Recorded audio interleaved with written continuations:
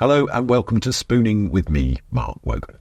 Each week I am joined by a very special guest who we challenge the foods they think they love and the foods they think they hate.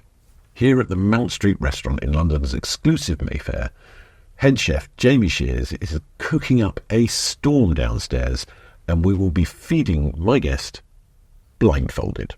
Taking on the spoons this week is a man who can get you lean in 15. Yes, he is everybody's favourite personal trainer and the saviour of lockdown, none other than Joe Wicks, MBE. Welcome, Joe. Hello, mate. Thanks for having me on the podcast. Well, it's lovely that you could be here, and you are here, obviously, to talk about your new book, Feel Good in 15. And I've been through this. It's got so much good advice in it. It really has. And it is that thing of like that, which you've always been great at, is going, look, don't create a massive task for yourself. Just pick it off incrementally, build up some good habits, get to a point where you're doing stuff regularly. Because what is it they say? Discipline is freedom. Yeah, I haven't heard that one, but I often say you never regret a workout and you always feel better after. That's kind of my motto, because, you know, sometimes you've got to focus on the, the benefits, the mental benefits of exercise, not just the fat loss and the visual stuff. So this book I talk about, the small daily wins, which, like you said, is can you just find 15 minutes today to do one thing positive for yourself? And that doesn't necessarily mean a really intense HIIT workout. It could be cooking a recipe. It could be doing some gratitude, doing some outdoor activities with the kids. These things are so good for our mental health. So I touch on those things, and obviously, what do you think of the food? That's what I want to know, because obviously I'm not a proper trained chef, but I do love my food. I like my quick sort of cooking. There is really great recipes there. I mean, for me, cooking is a real form of relaxation. So I like to take my time, and at the weekend, I will potentially drive my wife mad because I will cook all weekend and stuff gets stuck in freezers or delivered to other people's houses or whatever, because it is a real form of relaxation for me, cooking. It's calm. Now that I don't have to do it for a living. Yeah, and you've got no little 2-year-old kids pulling in trousers and stuff.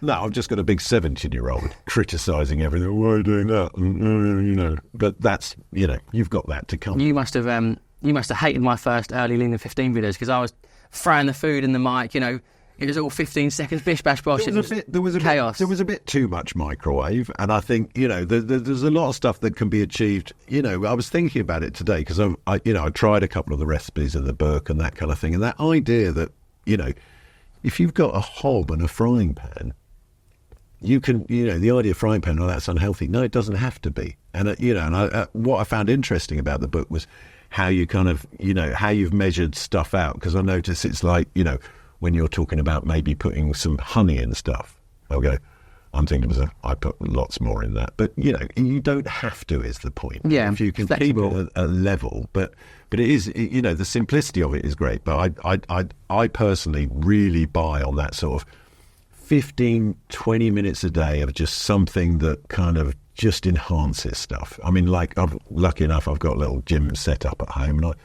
I try and do that sort of 15, 20 minutes, but I do it every day. Yeah, consistently. And I'm sure it's, what keeps you, energised and productive, and also just keeps your mental health in check. But I do think that people are struggling so much at the moment with finding time, obviously one thing, but being overwhelmed by what's going on in the world with social media and the media. So I think it's trying to get into that mindset. Because I think people, you might agree, that are cooking less than ever. Yeah.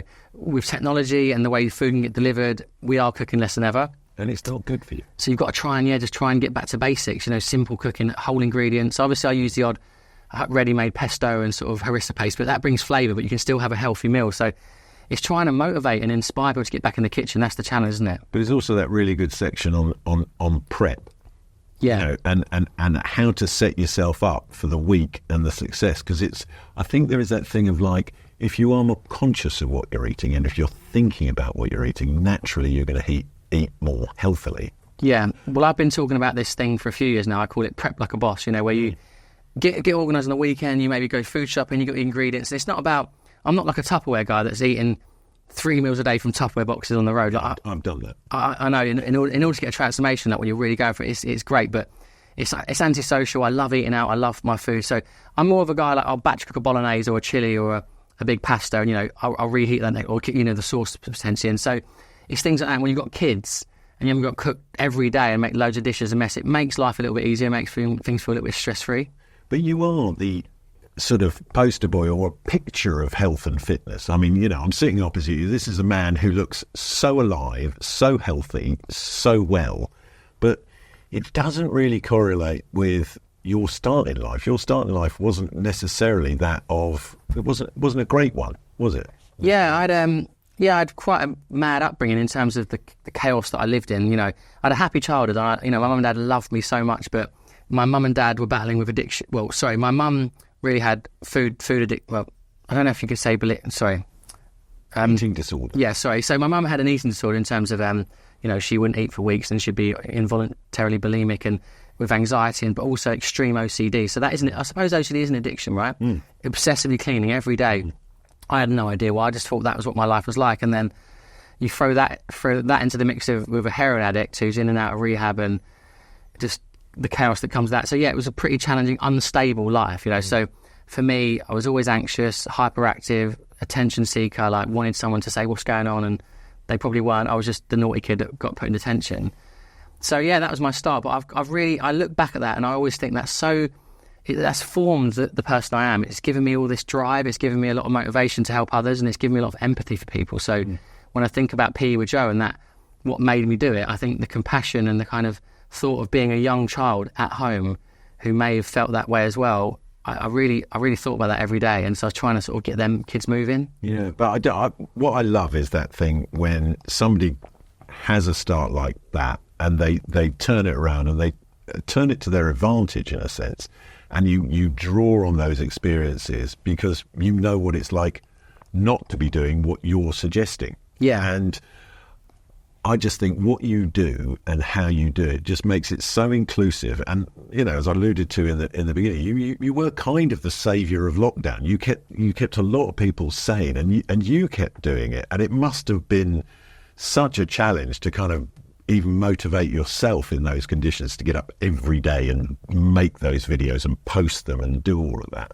Well, what I want to know is, did you and your boy get involved, have a little go at some of them? Did you ever try? We stayed absolutely on message the whole time, and you know, as a family, we'd get involved, and it was just part of it. It was like, because we were all stuck in our houses, so, yeah, and you were desperate for things to kind of interact with. So you know, I have to say, doff my hat to you and what you did during. Oh, thank you. I'm glad you found it. But yeah, it was a tough time, obviously for me. But I distracted myself with the work. I think like a lot of people just could chill out and sort of, had a few weeks off work. But for me, it was like that first day, I was 9 a.m, went live, and it picked up momentum so quick. But I didn't really process the whole lockdown until the end, so it all came to an end. And I sat in my office in Richmond and I read all these lovely letters that kids had sent and sort of cards from people that had written really emotional things. Because they said, you got me through lockdown. I lost my husband, or I was I was really anxious and depressed, and your work has just lifted me up. So it was kind of the delayed reaction to how intense that period was.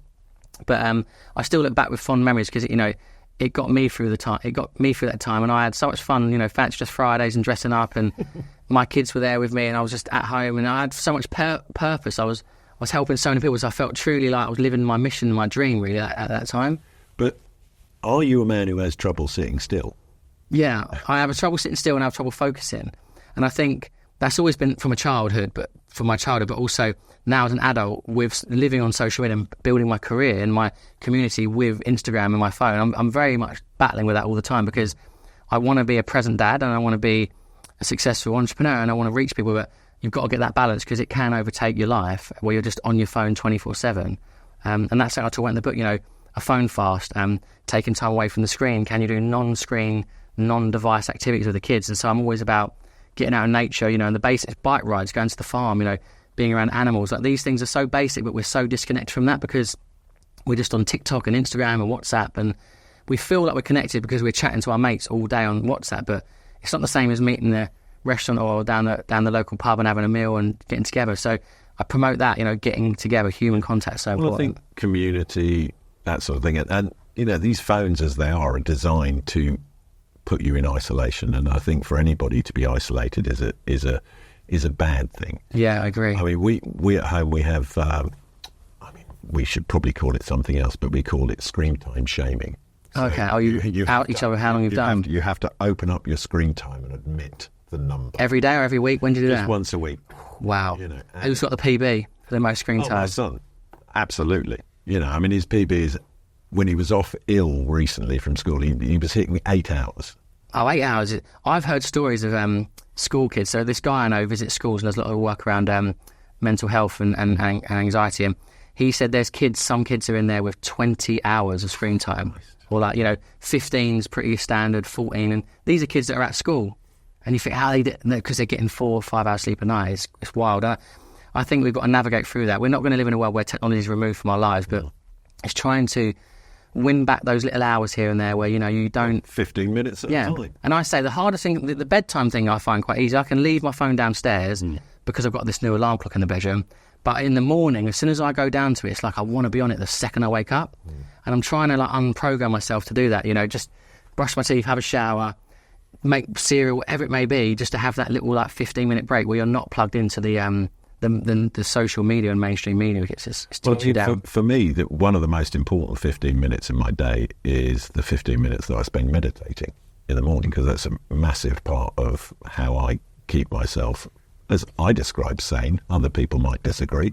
And also that sort of first thing in the morning, just going outside and sitting down and just looking at the world and nature. I'm very lucky. I don't live in London anymore. I live out in the countryside, and it's lovely. And do you do your grounding every day? You get your bare feet on the ground, and the ice bath.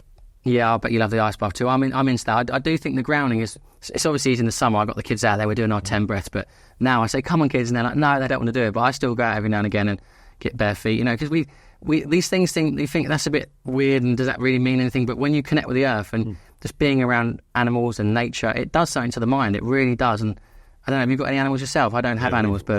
We've got a vastly oversized dog. We've got a Irish wolfhound called Murphy, who is just a big lovable dope, and 2 cats. Right, so you're around animals, that's nice. Yeah. But I think that thing of just... with the grounding, which to people who don't know, that's about in bare feet standing on some grass. Yeah. Right? Which sounds stupid and maybe a bit new age or whatever it is, but it teaches you to be present. In other words, you're not in your head, you're not thinking about, I've got to do this. You just take a moment in each day to just sort of be away from essentially your own head, which I think is really important. That's one of the things I find hard, just sitting with my thoughts. I think it's too scary actually thinking about my thoughts, but it's that's why I really enjoy the motorcycle. I've got motorcycles and stuff, and I think when I'm on the bike, I can't listen to that music or the radio or have my phone. And, when I go in the ice bath, it's the same thing. Like, I am doing nothing but thinking about being right there in that moment, and I think that's why... How cold it is. Yeah, how cold it is and how shored up everything feels, but I do enjoy it. Prior to coming on, you answered our Spooning with Mark Wogan questionnaire.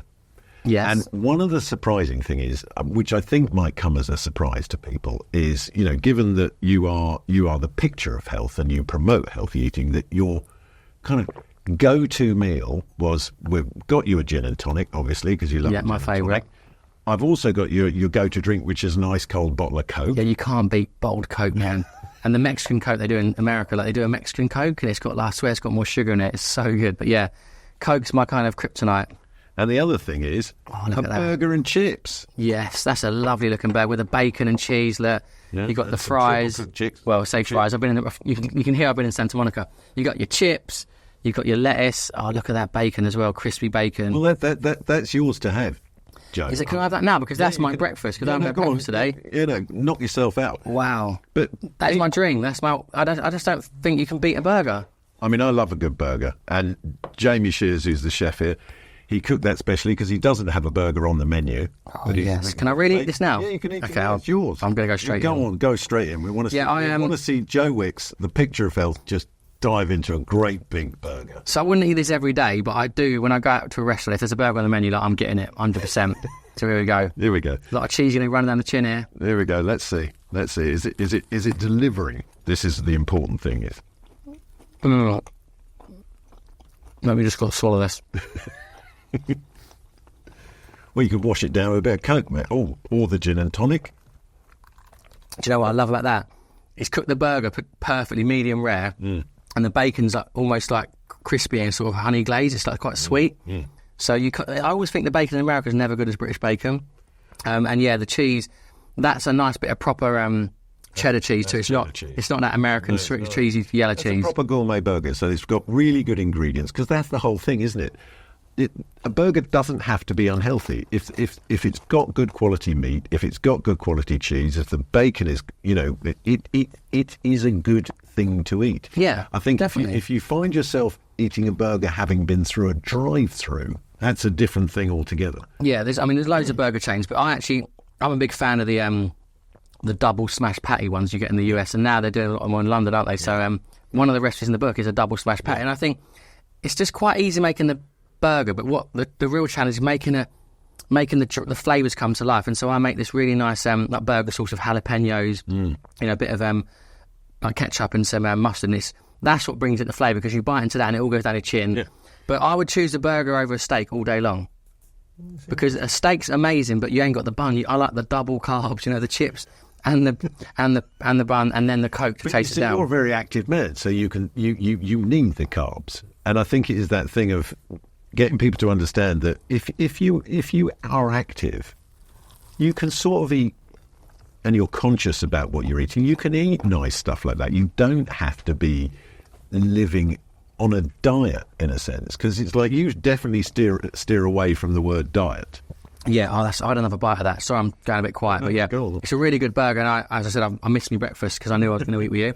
But yeah, I do think balance is key, right? I think there's so many books that alienate certain foods, and you've got to cut this out. And even now with Instagram, like people saying, 1 minute you say, dairy's bad for you, and then you've got someone saying we should drink cow's milk and eat meat. We need meat. And then there's the plant-based guys, and then there's people saying you can't eat oats, you can't eat even fruits covered in all these chemicals, and you start to feel like, what can I actually eat? What's left for me to eat? And so I think it's important not to frighten people off about what they need to remove, but try and encourage them to incorporate whole foods back in their diet, and therefore you're not limited too much. A section of that is gut health, which I'm a big fan of, gut health, and the person I love on that subject is Tim Spector, Professor Tim Spector. Oh yeah, he's doing loads of great work in that space, isn't he? And his simple kind of guide of eating 30 different plants a week, and you think, no, man, I can't do that. But no, the plants are herbs, spices, beans, pulses, nuts, everything, yeah. Nuts, fruit.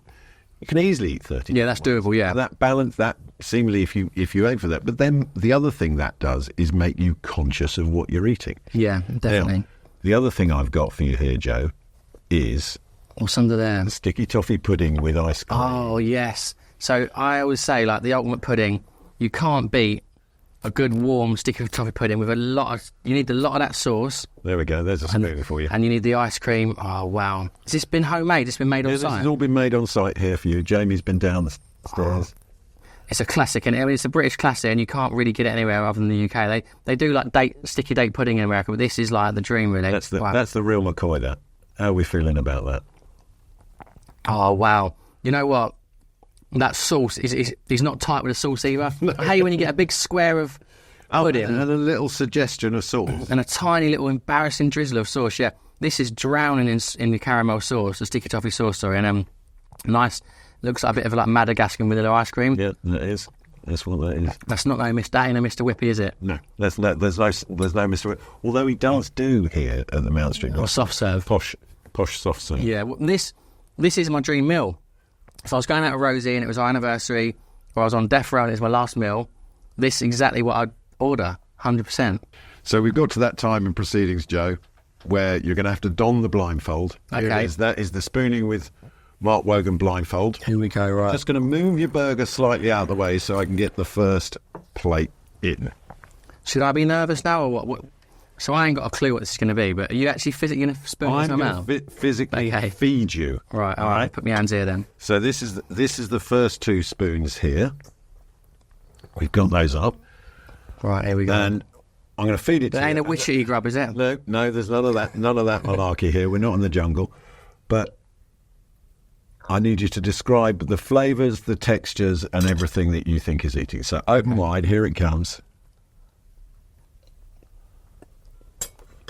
What are you getting there?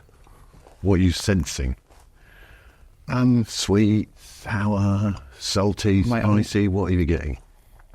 It's like Thai, like satay. You know, like peanut satay with I think it's lemongrass or Yeah, you're on the right track there, Joe. You're on the right track. It tastes like pork belly or something like. No, you've gone off piece here. Take the blindfold off. You need to see what you're eating here now. So that is your sesame chicken thighs with spicy satay slaw out of your new book. Oh, mate, I was thinking I like that, but I couldn't work out if it was chicken or pork. It tasted like pork belly. Well, it's chicken thighs as recommended in the recepe. Yeah, you need the fat. That was it. Because I could taste the layers of like the chicken. But I mean, you got the lemongrass straight away. But how have we done? Yeah, that's lovely. You have the second. You're going to have the second. Yeah, one. you got to get the second one because now I can see it. Now I know what's coming. But you see, that's it. You remove the site. All of a sudden, certain things are hard to recognise. But you got a lot of the flavours. You got the peanut. You got the lemongrass. A good satay when it's right that's one of my favourite ingredients. Actually, let me have another go. Yeah, it's all there. I mean, this was the one in the book that I immediately jumped out for you. I'll jump out. I'll cook that all day long. Yeah, that's really good. The flavours I love. I like the satay sauce. Yeah, and that's when I make the kids. So my kids eat anything, and they love that sauce. They dip all their fingers in that sauce. It's not too spicy, but it's great. Yeah, I would probably put, because I like my satay a little bit spicy. What would you put in there? Some jalapenos or something? I just put a little bit of fresh chili through it. Top, yeah. All that the crispy chili, the crispy chili that comes in the jar. Oh, I've just got into that. Yeah, I'm obsessed with that. So good. Is it called King? It's like called Ken. I can't remember. It's got a funny name, but I mean, we'll both sound stupid pronouncing it. King Long Om or something. And it's like once you have it, you can't stop it. You can't stop eating it. Me and Rosie are addicted to it. I mean, the other thing that I'm addicted to is green Tabasco. Oh, you love that? Yeah, it is the condiment of kings. That it goes with almost everything. My dad loves that. Well, the one I'd use the most is probably sweet chili sauce. Yeah. Or like sweet chili jam. I love that in a stir fry with my cheese and crackers. Right. Well, clean the palate with a little bit. I was expecting something that I wouldn't like. Do you know what I mean? So you've tricked me there. You've still got more spoons to go, Joe. All right. You've still got one. So it's a few courses, is it? Yeah. Blindfolds back on. We're coming to the second spoon of the day. All right. Just move that across the table here. The cloche comes off. So yeah, I'm not sure if it's going to be something that's going to make me wince or something. Here we go. Here it comes. Open wide. Okay. Quite a bit wider. There we go. There's your second spoon. What have we got there? What are you getting? Textures, flavours, spicy, sweet. What have we got?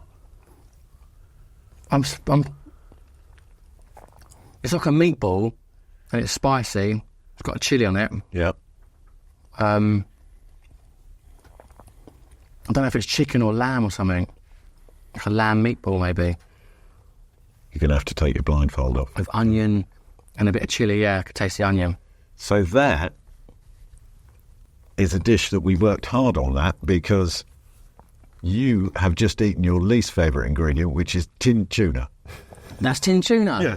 So what we did was make tuna sweet corn burgers with a spicy tomato salsa.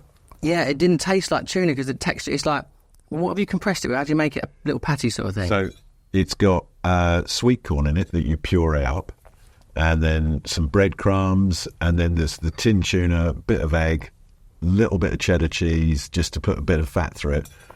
Great calorie count on that. That could be one for the new book, Joe. You've taken the smell of the fish completely away from me, because the thing about tuna, and the reason why I think is because when I was about 16, I heard someone that if you ate tinned tuna after the gym, you get loads of muscles. Didn't happen. And I used to try and eat it after the gym, dry and in the changing room, and it was so dry. And I remember just thinking it just completely scarred me. But that's the thing about the tuna; it's the smell, I think, more than anything. But when you first open any canned fish, that doesn't. It tasted more like a chicken or a lamb, like a minced lamb or something. Yeah. But have we changed your opinion? Will you have the second spoon? I am going to, because I actually really enjoyed that, and I wouldn't. I still don't think I'd be able to bring myself to cook with tinned tuna, but like Rosie and all my kids will eat all day long, but I always steer clear of it because it's a smell, I think. I mean, I'm just saying, Joe, I think we've got one for the new book, because it's very healthy, that. And that's a budget recipe as well, isn't it? Yeah, absolutely. Old breadcrumbs, tinned sweet corn, and tinned tuna. I can't believe saying, but I actually like tinned tuna. That's amazing. Success. You were right, you have convinced me.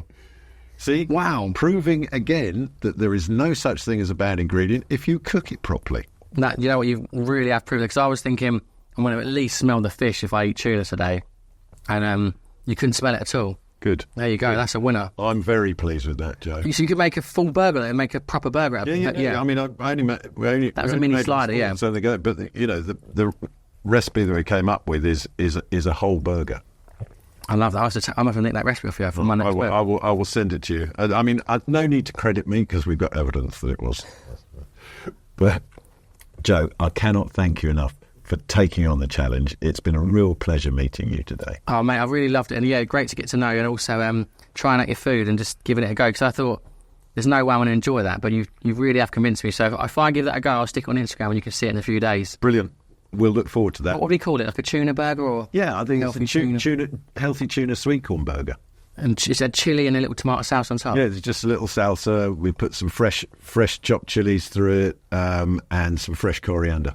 That was amazing. So you can leave the coriander if that's not your thing. No, I love coriander. There's people who don't like that, but no, that was really good. Well, the burger was good, the little mini ones were good, and the sticky topping was the highlight, so thank you so much. Well, I shall hand you back your burger and chips, Joe. Yeah, I need a doggy bag. Leave you to finish that, but thank you so much for taking it. Thank you, mate. Yeah, good luck with it. And Joe's new book, Feel Good in 15 Minutes, is out now. So please go and buy it. It's full of great recipes and, moreover, just great tips of how to actually just inject a little bit of goodness into your life on every day. Nice one. Thank you, man. Thank you so much for today, Joe. Cheers, dude. Good luck. Well, that's a finely muscled thanks to Joe Wicks for taking part. His new book, Feel Good in 15, is out now to buy. That is Spooning over for this week. But join me next week when another special guest will join me and we will challenge the foods they love and the foods that they hate, or think they hate. Now, if you like what we're doing here at Spooning, you can search Spooning with Mark Wogan across all your social media channels, and look out for us on YouTube as well. Stay beautiful, people. Mark Wogan here from Spooning with Mark Wogan. Now, the lovely people at Gressingham Duck have sent me some duck breasts, so I thought I should probably show you how to cook them. Firstly, you take them out of the packet, dry them off with a bit of kitchen paper, and you just want to gently score the fat. Not too deep, but you don't want to actually cut the flesh. Now, once it's like that, you want to season it with quite a lot of salt and a piece of another black pepper. We've got a pan over here, which is at a sort of medium-high heat. So no oil in the pan, straight in like that, and you'll hear it start to sizzle. You can see that skin is starting to crisp up, and what you're trying to do is render all the fat out. All that white fat goes, and you just net with the lovely crunchy bit. A lot more salt. I know it looks like a lot of salt, but it is delicious. It's like cooking a steak, like cooking a really thick steak. Look at that. So that fat is all beautifully rendered down now. That's all lovely and crispy. Goes on to the other side now. Just give it a little roll around as a pound, just to make sure the colour, depending on the thickness of the duck breast, just pop it on its side like that. So you get that nice colour on every single side. Only about a minute or so, and there we go. That is ready to go in the oven for about 6 minutes, because I like my duck. While that's in the oven, I'm just going to throw together a really quick accompaniment for a duck breast, which I think is really quick, easy and delicious. I've got a sauce from here that I've heated up. I'm going to put some pancetta cubes with that. Just a garlic clove that I've bashed. A nice sprig of thyme in there with a flavour of tea. In the supermarket, you can get these packets of ready-cooked pui lentils. In it goes like that. If you want a bit of indulgence at this stage, you throw a nice knob of butter into that as well. So that's been in the oven for 6 minutes. I'm just going to pop that onto a little rack, and you want it to rest for at least 5 minutes. Like a steak, it just makes sure that all the lovely cooking juices stay inside it. Right, while that is resting, just get a nice handful of spinach and wilt that in the heat of the lentils. So our duck breast is rested. Slice it quite thickly, because if you slice it too thin, it goes cold. And as you can see, that's lovely and pink and still all beautifully tender in the middle. There you have it. Duck breast with lentils at 12 minutes.